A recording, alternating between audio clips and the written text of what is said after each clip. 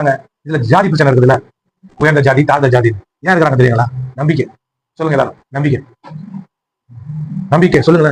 என்ன நம்பிக்கை தெரியுமா? நான் ஒண்ணுமே கிடையாது, நான் பெரிய நான் ஒண்ணுமே கிடையாதுன்னு நம்புறாங்க பாத்தீங்களா? அதனாலேயே உயரத்துல வர மாட்டாங்க, ஆசிரியக்க பட மாட்டாங்க. அவங்களை குறித்து மேன்மையா நினைக்காதனால அவங்களுக்குள்ள இருக்கிற அந்த தாழ்வு மனப்பான்மை, தங்களை கீழ்த்தனமா நினைக்கிறது இழிவான வாழ்க்கையை வாழ்றதுக்கான ஒரு காரணம். சரிங்களா?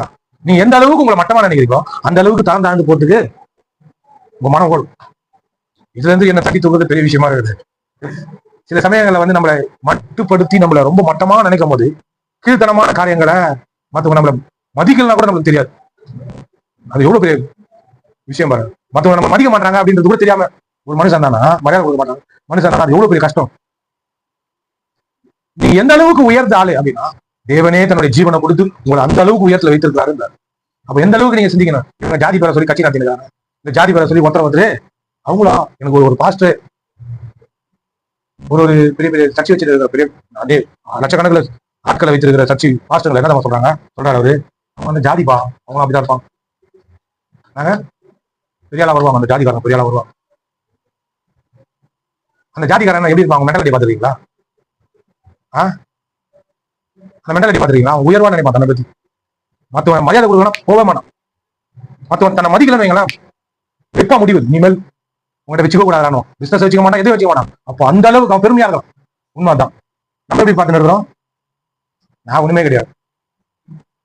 ஆனா எனக்கு பேசினா பாருங்க, நீ எந்த அளவுக்கு உன்னை குறித்து உயர்வா நினைக்கிறியோ அந்த அளவுக்கு என்னை மதிக்கிறேன். நான் உன்னை உயர்வா நினைச்சு உனக்காக என்னுடைய ஜீவனை கொடுத்துருக்கேன். நீ உன்னை தரம் தாழ்த்தி உன்னை கேவலமா நினைச்சினா நீ ஏன் உன் மேல ஒரு விதமான அவ நம்பிக்கையும் அவமரியாதையும் உடுகை கொடுத்தினா நீ என்ன மதிக்கல அப்படின்னு எவ்வளவு பெரிய கொடுமை தெரியுங்களா? ஆமா தாழ்த்தணும்ல, தாழ்த்து ஆண்டவர்கிட்ட ரொம்ப தாழ்மையா நடந்துக்கணும்ல அப்படின்னு தாழ்மையா இருக்கணும்ல, தாழ்த்தணும்ல. ஆமா தாழ்த்தணும் தான். அது எந்த சமயத்தை நம்ம காட்டணும்? பாவத்துக்கு போராடி இருக்கிற பத்தி அப்ப தாழ்த்து. பாவம் பண்ணலாமா வானாவான்னு இருக்கும்போது அங்க எத்தனை உன் தாழ்மைய அப்படின்ற கருத்து. ஹலோ, உணர்ச்சி வசப்பட்டு எதையும் செஞ்சிடாத இருக்குறீங்களா? தாழ்மை எங்க காட்டணும்? ஒருத்தவங்க கை கட்டிங்க அப்படியே சொல்லுங்க நிஜமா அப்படின்ற மாதிரி வரும். சொல்லுங்க பாஸ்டர். அவங்க யாருன்னா ரொம்ப தாழ்மையான இருக்க ஆட்கள், எனக்கு ஒரு சொந்தக்காரங்களா இருக்காங்க.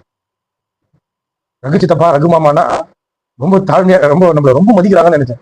கர்த்தர் சொன்னாரு, நீ சர்ச்சைக்கு கூப்பிட்டு வராங்களா பாரு, உன் பேச்சுக்கு அங்க மரியாதை இல்லை அப்படின்னா உன்னை மதிக்கிறேன்.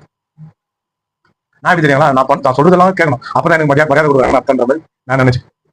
கர்த்தர் சொன்னாரு, அதுல எதுக்கு ரொம்ப முக்கியத்துவத்தை தெரியும் அந்த முக்கியத்துவத்துக்கு அவங்க முக்கியத்துவத்தை தராங்களா பாரு, அப்போ உன்னை மதிக்கிறாங்கன்னு அர்த்தம். தாழ்மை எங்க காட்டணும் தெரியுங்களா? கர்த்தர் தன்னுடைய வார்த்தையை சொல்லி அதுக்கு நீங்க கீழ்படுறீங்க பாத்தீங்களா, அதான் தாழ்மை.